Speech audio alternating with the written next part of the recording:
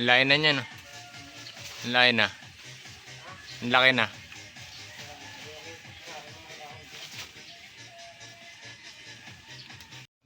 Tapos na tayo mag-harvest ng Indian Mango. Ayan, ayan. Indian Mango. Indian Mango. Ito. Oh, bagong laglag lang ito, buboy, oh. Hindi yan. Ha? Matagal na yan. Tagal na to? Hindi ko binulot. Parang bagong laglag.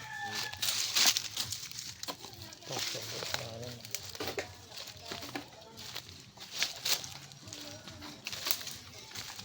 dami Indian Mango. Oh.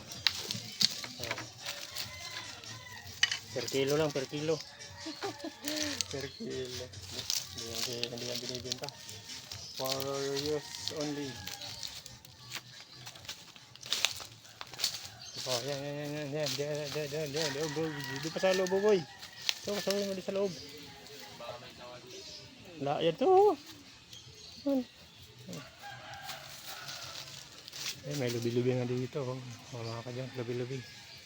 Lobe, masarap yan. Gulay sa mga haluan ng alamang or tinapa.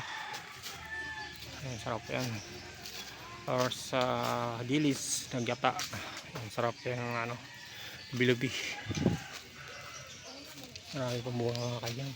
Hindi sa taas hindi natin inubos. Hindi sa taas marami tayong bunga pa dyan sa pinakantaas. Hindi lang natin inubos. So hindi natin kayang kainin yan. Pamimigay lang natin din sa mga kapitbahay natin dito. Ibang ano, kaya si Haring Araw sumisilip na.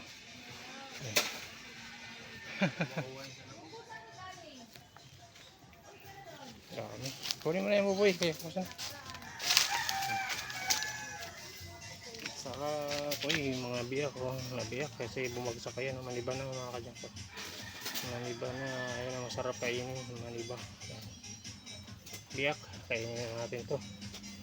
Ayun mga maniba na talaga.